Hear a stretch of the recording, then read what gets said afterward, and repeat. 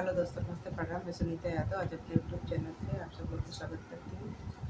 और आज आप सब लोग के बीच में एक छोटा सा नाच गीत लेकर आ रहा हूँ। आप लोग का सेवा कभी लोग जरूर बताना, लाइक सब्सक्राइब शेयर जरूर करना और अपना प्यार आशीर्वाद जरूर देना और मेरा भी चैनल आगे बढ़ाना।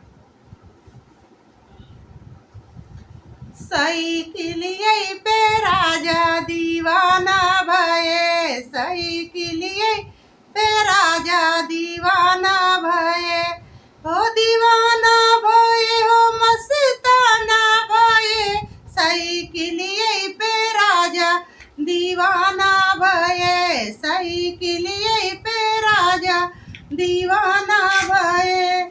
सोने की थाली में जीवना परोसे, सोने की थाली में जीवना परोसे, जय के जेवई के रवाना भये, साइकिलिये पे राजा दीवाना भये, साइकिलिये पे राजा दीवाना भये।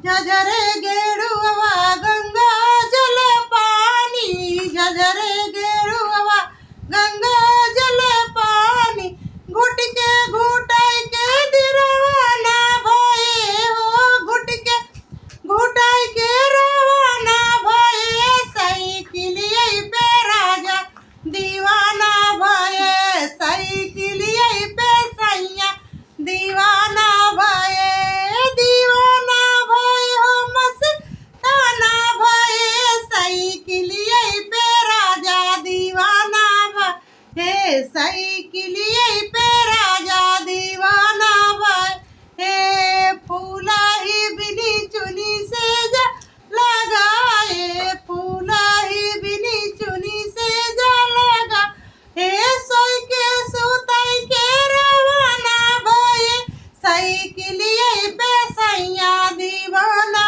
भये, साइकिलिये पे राजा दीवाना भये, दीवाना भये, हो मस्ताना भये, साइकिलिये पे राजा दीवाना भये, साइकिलिये पे राजा दीवाना भये।